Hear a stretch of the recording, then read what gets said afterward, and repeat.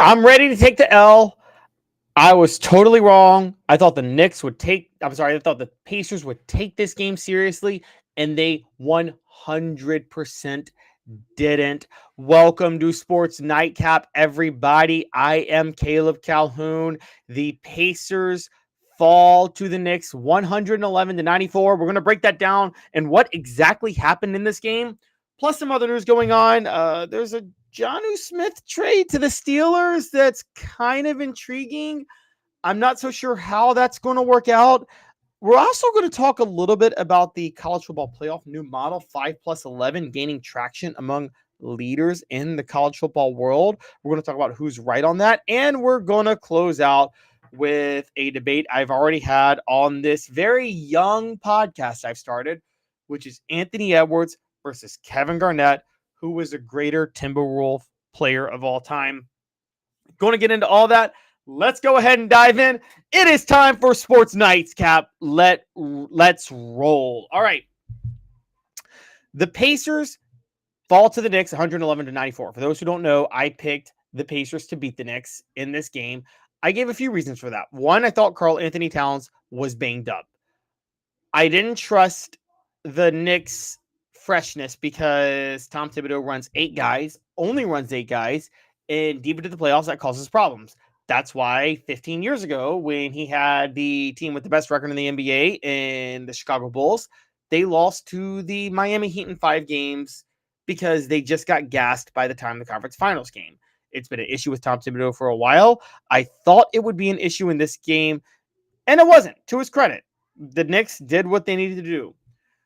So Karl Anthony Towns being banged up, the Pacers just being the better team, in my opinion. Both teams being better on the road than at home led me to believe that the Knicks would lose this home game and the Pacers would close out the series. But also, most importantly, I thought the Pacers would take this game seriously because they're trying to get to the finals to win it all. And I really thought that the Pacers, in an attempt to try to win it all, would realize that OKC, finishing it out in 5 games the day before, would have a huge advantage with what would be an 8-day rest. So they would want at least a 7-day rest. Now they're going to get a 9-day rest. 8 days versus 7 days is a marginal difference. 8 days versus 10 days, 9 days, we're talking a bit of a different story here. And that's kind of what we're looking at with OKC. Excuse me, 8 days versus 5 days. We're kind of looking at a different story with OKC at this, or with the Pacers at this point. So I thought they'd be very serious about this game. They weren't. Let's call it what it is. The Pacers did not care to play this game. If you want to take some saving grace, they rested for this game. They'll play a later game. They'll keep their rhythm, and they'll do what they need to do. But honestly, I don't think the Pacers did right by themselves by how they did this game, because truth of the matter is they are now going to have to wait 5 days. I'm sorry. There's only going to be a 5-day gap between when they play game 6 and the NBA finals, while the Thunder will have had a 9-day, 8-day gap, assuming, by the way, the Pacers win game 6, which they may not do. And now let's point this out. It is verifiably proven that the Pacers did not try in this game. Because I want to get some stats to you for a minute. Pacers weren't great from 3. They were 10 of 30. Okay, fine. Tyrese Halliburton didn't show up. It's also true that the Knicks were not good from 3 either. They were 8 of 29 from 3. Okay, they were horrendous from 3. Mikal Bridges, 0 of 3. Now, Jalen Brunson did go 4 of 7. Karl Anthony Towns, I don't know why he was 1 of 4, but he was. Anunoby was 1 of 7.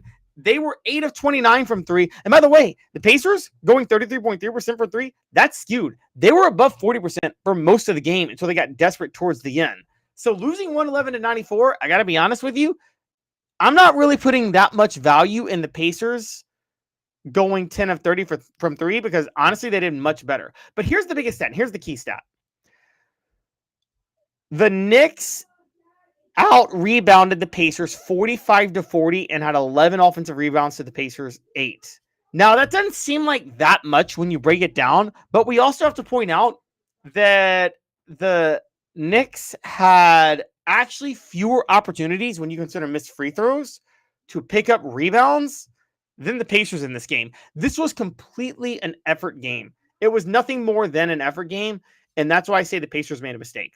They took this game off to get ready to go home for game 6 to win the series. Sometimes that works. I'm not saying that doesn't always work. That's fine, but I'll say you're playing with fire if you're the Pacers if you do that. Because the fact of the matter is, they needed the rest for the NBA Finals because of what OKC does. Now, to be fair to the Pacers, they use their bench a lot better than OKC does. Okay, even against Minnesota, Minnesota used their bench better. It was just the starting rotation for OKC was better. But at the end of the day, you want that rest if you're Rick Carlisle. You want that advantage, and they're not getting it. And that's a huge deal, honestly. And so with that in mind, I got to say that I think it was a mistake for the Pacers to take this game off. I'm still not giving any credit to Tom Thibodeau. I don't think he did anything smart. I think he made huge mistakes. He played, at least to his credit. Let's stand up and give Tom Thibodeau an applause. He played 9 guys double-digit minutes. At the same time, it was such a blowout that he was going to play 9 guys double-digit minutes, and that's what he did towards the end. So I'm not giving him credit for the Delon Wright 10 minutes a game. That's just not going to count. Landry Shamet, 14 minutes. Miles McBride, 18 minutes. Sorry. Not a big deal to me. Mitchell Robinson played 20 minutes. Josh Hart, coming off the bench, played 34 minutes. And still didn't prove his value coming off the bench. Because even though the Knicks won by 17, Josh Hart was -1 on the court. Even though he had 12 points, 10 rebounds, 4 assists, 2 steals. He had 3 turnovers and was -1 on the court. I'm sorry. This matchup, these lineups that Tom Thibodeau is doing aren't working. And even though the Knicks won this game comfortably, that's more about what Indiana did in this game or didn't do in this game. That's a big problem going forward. So I think the Knicks are still probably going to lose game 6, but Indiana did play with fire by losing this game by 17. They didn't show up. They didn't even try to win this game, and that's a big problem. The only one who really tried to show up was obviously Pascal Siakam, 15 points, 3 steals, 5 assists, 6 rebounds. Tyrese Halliburton, 8 points, didn't do what he needed to do, 6 assists. Again, Halliburton's got to show up. It just seems like Tyrese Halliburton waits until his back is against the wall, and then he balls out, and because his back wasn't against the wall, he didn't ball out in this one. That's kind of a big problem going forward, okay? You can't fully live your life on that, but at the same time, the NBA has shown you can win a ring out of that. Kawhi Leonard did that. So maybe that's Tyrese Halliburton, but I think the Pacers really play with fire. They do have the best coach in basketball. I think the best coach of the last 15 years in Rick Carlisle. But at the same time, I think there's a huge problem with what the Pacers did by dropping this game and just really taking the night off. That's really not what they needed to do, given everything they're dealing with. Going back to New York, again, I told you guys, New York and Indiana have both been better on the road than at home in the playoffs. It's a much bigger gap, believe it or not, with Indiana, but it's still a pretty big gap with New York at the same time. So don't sleep on New York being able to win this series now, because they've already won.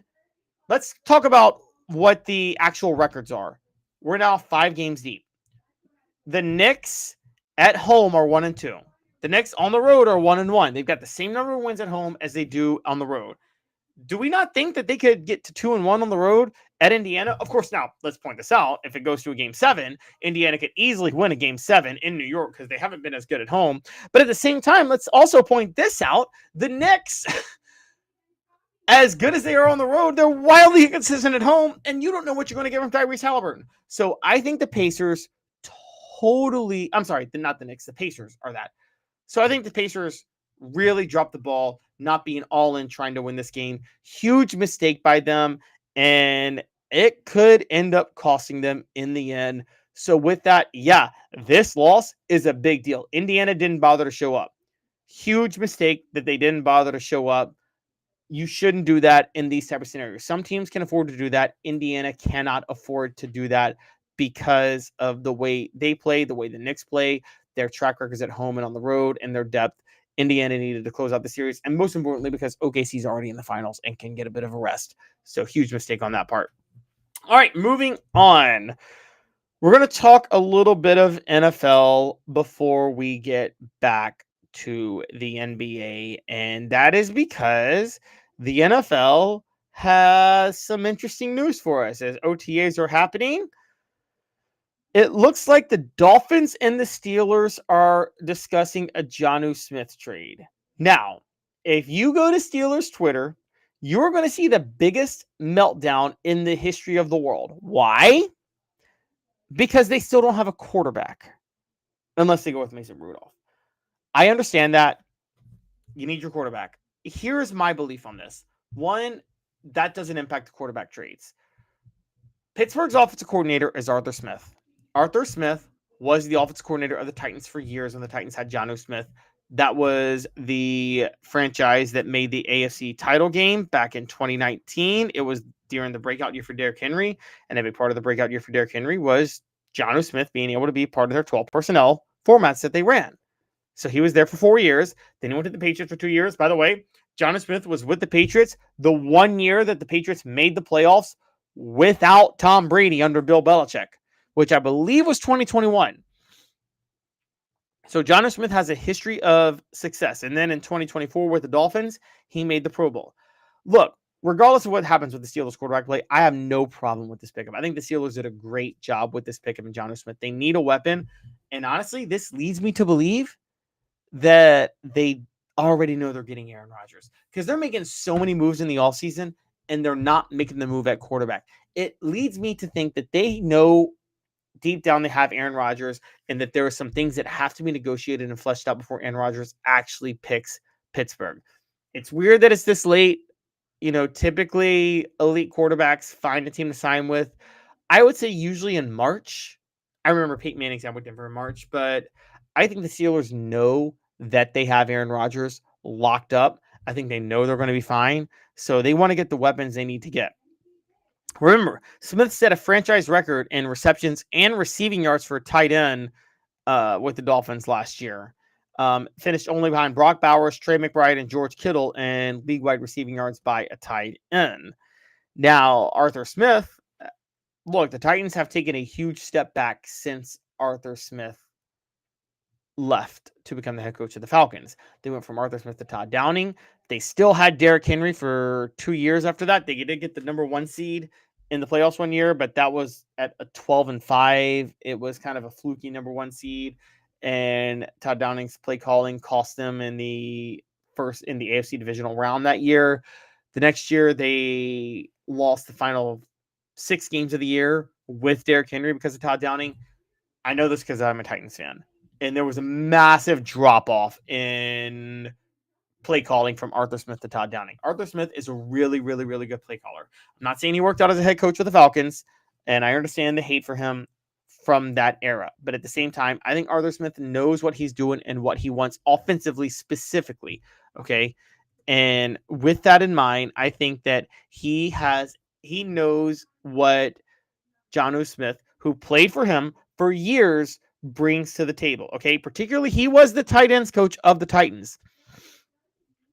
He knows the value of the Titans from that perspective. So, with that in mind, I am very high on Jonnu Smith going to Pittsburgh. Look, truth be told, Pittsburgh's got to shoot for the stars for once. They've tried consistently to have a consistent franchise that builds with solid players through the draft and free agency, and it hasn't worked because the talent level has been mediocre and their production has been mediocre. This is why the calls to fire Mike Tomlin have been stupid, because Mike Tomlin has really just maximized what's possible with the talent he has because it has consistently stayed mid-tier the whole time. I'm sorry, in pro sports, coaches can't do much better than their talent allows them to do. They can do a lot worse than their talent allows them to do, but they can't do much better. It's not like college where coaches can do significantly better than the talent they have because of the schemes. They can't do that in the NFL. And with that in mind, Mike Tomlin has really done all he could do. I think Jonnu Smith is a great pickup for the Steelers. And I think when it's all said and done, this is not confirmed yet. Let's be fair. This isn't confirmed. We don't exactly know if he'll land there. But if they are able to get Jonnu Smith, and it seems like they are very serious about this, that that's a good safety blanket for Aaron Rodgers. Okay. Now, Smith expressed interest to the Dolphins. He is interested in reworking the 2-year deal he signed last offseason, which would pay him $4.8 million in 2025. He was not present for Miami's voluntary OTA practices this past week. I think in general that he in Pittsburgh would work. He also just kind of fits the culture of Pittsburgh. He's a tough player. He's a very good player. He's a player that you would love to have on your team. I'd go all out for him. And given what Arthur Smith does and given what Arthur Smith is able to do, I think that this is such a good pickup. Jonnu Smith, Steelers should go all out for him. And look, I know everybody's willing to back off Aaron Rodgers because of what happened last year. He was coming off an injury. I just think everybody, including the Jets, were too rash in moving on from him. I say that as someone who's not a fan of Aaron Rodgers. I'm not a fan of him as a person. And it's not the vaccine thing. It's not any of that. It's not even his political opinions. He strikes me as a self-absorbed diva who believes he is the most important person on a football field and that what he wants matters. And if something goes wrong, it's not his fault. He's the ultimate blame deflector. It's very telling to me when a guy like Greg Jennings says that he and Aaron had the best rapport you could ever have for a quarterback and a receiver, which they did, but say that he prefers Brett Favre as a teammate. And we know what Greg Jennings' sister was saying about Aaron Rodgers. Now, the truth of that is that Brett Favre ain't a good person either. Okay, we have enough evidence now to know Brett Favre is a terrible person. But we also know that Brett Favre was at least a fun teammate to be around, and all of his teammates loved him. So that was a huge difference. And with that in mind, you have to point out that Aaron Rodgers is a terrible teammate. Nobody goes the extra mile for him. And I say that all to say I don't like Aaron Rodgers, but that doesn't mean the Steelers shouldn't sign him. He's certainly better than Mason Rudolph. He would certainly be better than Russell Wilson was for them last year. And if the Steelers are flexing their muscles by signing who they want to sign, which maybe that's the case here with Aaron Rodgers, they're telling Aaron Rodgers, you can come play for us. We're going to sign who we want to sign, and then you're going to have to accept playing for us. And Aaron Rodgers might do that because he didn't want to be humiliated and have to leave the NFL knowing that no team wanted him. Well, when you take that into account, you got to give the Steelers credit. At the end of the day, there's nothing. There's no way you could rationalize the Jonnu Smith signing as a negative move for the Steelers. I think it was a brilliant move. I think it's going to work out for them long term. They may not actually have success, shall we say, without the right quarterback. But at the same time, I think they know they're getting the right quarterback. I'll just be honest. I think they know they're getting Aaron Rodgers, and I think they're making moves already without him, with or without him. And I think that's why they're doing all of this. And if they didn't get Aaron Rodgers, quite honestly, it'd be a worse look for Aaron Rodgers than them. So I think the Steelers hold more of the cards than Aaron Rodgers does. And with that in mind, I have no problem with them trading to get Jonnu Smith. I think that other teams should have looked more seriously into him. He, again, is a very effective player. He's a good blocker. He's a good receiver. I think he can do a lot of things for the Steelers. So with that in mind, yes, hell yes, the Steelers were right to land Jonnu Smith, or they are right to go after Jonnu Smith. I think he's going to land with them. We'll see what happens. But the sources from Adam Schefter suggest they are. And if the sources are right, the Steelers are right as well. It's a smart move. Sticking on the gridiron, we're going to go the college route. According to reports, the college football playoff, as we all know, is up in the air for next year. This is the last year of the contract for this college football playoff, and then the SEC and Big Ten hold all the cards. Right now, they're doing the playoff that was under contract back during the 14 playoff. The 12-team playoff was just a two-year trial run, basically. Going into next year, anything goes. There are 1,000 proposals floating on the table. The model most commonly floated is a playoff that features the top 5 conference champions and 11 at-large teams. So we would go from a 12-team to a 16-team playoff. I think this would be disastrous for college football. I think it's all the evidence in the world that expansion never should have happened in college football. And everybody that complains about all the jockeying done by different conferences for college football now needs to remember that they were the ones who pushed for expansion. And those of us who didn't want expansion knew this was the logical outcome of college football. Let me be clear on this up front. Expanding the college football playoff was a gigantic mistake. I'm going to take it further. Instituting a college football playoff was a mistake. What did I say?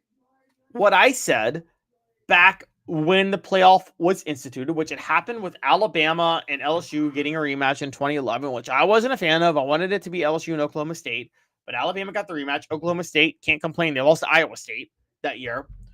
What happened after that? Iowa State beats Oklahoma State on a Friday night. Alabama gets a rematch. They beat LSU in the college football playoff. I'm sorry, the BCS National Championship. Everybody's mad that there's two SEC teams playing for a national title. They demanded a college football playoff after that. Now, let's be clear. The SEC was the one pushing for the playoff. The Big Ten was the one hostile to it. The ACC was hostile to it. The Big 12 was hostile to it. Everybody got upset about the fact that there were two SEC teams playing for it. So they said, we need one. Well, during the BCS years, you had, if I'm not mistaken, I'm doing the math in my head, 16 years of the BCS, 98 to 2013. Only one of those times did two SEC teams play for the title. Then you had 10 years of a 14 playoff. And at that time, twice the two SEC teams play for the national title. 3 times the two SEC teams make the playoff. So you only favored them doing that. And everybody was trying to do it to stick it to the SEC, and they weren't even realizing why the SEC wanted more teams in the playoff. Now, here's what's more important about this. The college football playoff, I knew wasn't going to stop at 4 teams because it happened at 2 because people were mad Oklahoma State was left out. But then I said, if you go to 4, 5 is going to complain about being left out. And the first year it happened, 5 complained. TCU and Baylor both complained about being left out of the playoff at 5 and 6 the first year. And then at the end, it continued. Florida State complained about being left out at 5. And so they decided to go to 12. What happened? Alabama was 9-3. SMU, I'm sorry, not SMU. South Carolina was 9-3. And they both complained about being left out. So did Ole Miss. So all of a sudden, 9-3 was unfair to be left out. Now to fix that, they want to go to 16. How much do you have to expand the playoff? I'm going to say this hot take. The NCAA tournament in basketball has been trying to rectify the situation for years. That's how they got to 68 teams, and here people wanted to go to 80 teams. Guys, the NCAA tournament has ruined the rest of college basketball's regular season. I don't watch Duke UNC when it's 1 versus 2. And that's a common thing. It wasn't this past year, to be fair, but it's a common thing in the sport.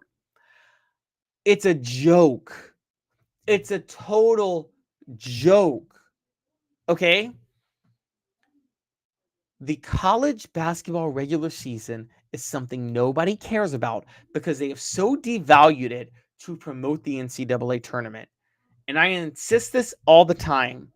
It's not good for the sport if you allow a ton of room for wild cards to go win it all in the postseason. Here's why it's not good for the sport. Anybody who follows these sports know that oftentimes these wildcard teams are the best team in the sport. They had some bad breaks in the regular season, and that kept them from going to where they needed to go. They had a bad break in a game. Those bad breaks and that element of randomness is what makes the sport exciting. You take it all away when you add a playoff. I said for a while that a college football playoff wouldn't benefit the smaller schools. It would benefit the bigger schools. That was proved this past year. Ohio State, going into last year, everybody agreed that Ohio State was one of the best teams in college football. And they said, oh, but if we have a college football playoff, then they just can't monopolize things and other teams on the field will help. And then we're going to have real competition. Well, Ohio State ended up going to win a national title because they were one of the best teams. And they had 2 losses in the regular season. At least, here's the rule with sports. And this is the entire rule with sports in general. Here's what you need to know. Sports should accomplish 2 things when crowning a champion. It should make sure there's enough element of randomness that just the best team doesn't get crowned every year. But it should also make sure that one of the elite teams gets crowned champion every year, so that's something they can celebrate, so it's not a total luck of the draw like a crapshoot, like playing Russian roulette. College football, by expanding the playoff, is falling into the trap of doing to the former when they had the perfect setup in between for the longest time with the BCS. A good example is the NFL playoffs. We had a 12-team playoff.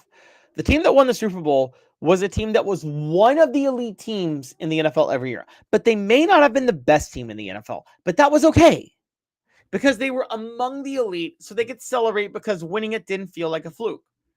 Now, honestly, one of the reasons baseball's falling by the wayside, everybody wanted to talk about the pitch count, the in-play count, the number of balls put in play versus strikeouts, all those things. No, it's because the team that wins it all in baseball, most of the time, doesn't look like the best team. There's such an element of randomness that it's a joke. They backed into the postseason. Now, hockey is the same level. Hockey has a major element of randomness. You can track this. Vox did this years ago over which sport has the most randomness. Hockey has a pretty big one, so 7-game series aren't the best way to determine a champion. And the NHL playoffs are not the best way. But hockey fans are kind of very aware of this. They're very aware of the gimmick of the sport, so they're not really going to complain. That level of passion doesn't hold true for college football. So the 5+11 format, I mean, if you're going to go to 16 teams, I guess. But my soapbox is going to be don't expand the college football playoff. I have a big problem with them doing that. And so with that in mind, I got to say that I don't care the format. Expansion is terrible and it's ruining the sport. And it's short-sighted to want to expand all the time. It may give you more money in the long run. In the short term, you'll brag about the ratings and everything like that. And then you'll make your point like, oh, expansion's worked. Look at the numbers. But then do you bring in new fans? College football brought in new fans for years because every Saturday mattered. Every Saturday doesn't matter anymore. All right, we're going to close this out with this. I got some heat recently because I made the claim that Anthony Edwards does not sniff Kevin Garnett in terms of the legacies over who's the greatest Minnesota Timberwolves player of all time. Well, let me repeat my point. The Minnesota Timberwolves' best player of all time is Kevin Garnett, and Anthony Edwards doesn't sniff him. Now, people tried to say that Kevin Love was going to go that route for a while. Obviously, Kevin Love does not sniff Kevin Garnett either. People hate on Kevin Garnett because he wasn't a big scorer. What they fail to remember is that Kevin Garnett had a 4-year period where he led the league in rebounding, and he won the MVP in 2003-2004. Probably should have won it the next year, even though his team didn't make the playoffs. That wasn't his fault. And he also led the league in PER in 03-04 and 04-05. And he had the trifecta, but I don't know the word trifecta for 5 stats, but I have a rule with stats in terms of MVP, which is this. If you lead the league, and it's an advanced metric stat, if you lead the league in PER, value over replacement, box plus minus, win shares, and win shares per 48 minutes, you deserve MVP automatically no matter what. And he did that the year he won MVP in 04. It is time to stop with the Ant-Man Kevin Garnett comparisons. They're not the same. Now, Ant-Man fans like to say, oh, but he led Minnesota past more first-round failures than Kevin Garnett. He got Minnesota to the second round of the playoffs multiple times, and you're not showing any respect. He did it twice, and Kevin Garnett only did it once. I don't really care. Okay? Anthony Edwards has played with a lot more help throughout his time than Kevin Garnett. Okay, let's just talk about, first of all, Anthony Edwards' first 2 years didn't get past the first round. Not knocking him for that, okay? First year is fine. The year he's getting credit for getting to the Western Conference Finals, Karl Anthony Towns carried Minnesota last year. Okay, the biggest story with Anthony Edwards that year was Game 7 when Minnesota upset Denver, the defending champions of the Western Conference semifinals. Anthony Edwards was 6 of 24 in that game. Karl Anthony Towns carried Minnesota in that game. He was the star, okay? And truth be told, when you take things into account, I got to say that it's kind of ridiculous to suggest that Anthony Edwards deserves any sort of credit. So what happens this year? His averages go up. He averages 27.6 points per game. And he falters in the Western Conference Finals again. Why did he falter in the Western Conference Finals? Because he choked. He went 1-7 from 3 each of his last 2 games. He had 5 turnovers in game 4. All right, then he, along with the rest of Minnesota, quit in game 5. Embarrassing, a terrible display. He should be ashamed of himself. I bring all that up to say that Anthony Edwards is not Kevin Garnett because KG would never quit. But also the numbers just validate what I'm saying. Anthony Edwards isn't on his level. Again, you can talk about the team success. That's stupid. Kevin Garnett's best teammate for the majority of his career in Minnesota was Wally freaking Szczerbiak. He had the worst general manager in the history of general management. And yeah, I'm not kidding on this. Go look at Kevin McHale, okay? Kevin McHale's decisions in Minnesota were some of the dumbest decisions in the history of general management of any sport. The man cost Minnesota 3 draft picks because he made an illegal deal to get Joe freaking Smith. Anybody know who Joe Smith is? Anybody remember who are interviewers? Go ahead and look him up. Okay, look at his stats. That's who Kevin McHale cost Minnesota 3 draft picks for. He, more importantly, traded Sam Cassell and a draft pick for Marko Jaric. Any of you guys remember Marko Jaric? I bet you don't, because he was trash. Kevin McHale is one of the dumbest human beings to ever be a general manager on the face of the earth, and Kevin Garnett stayed loyal to that franchise for 10 years.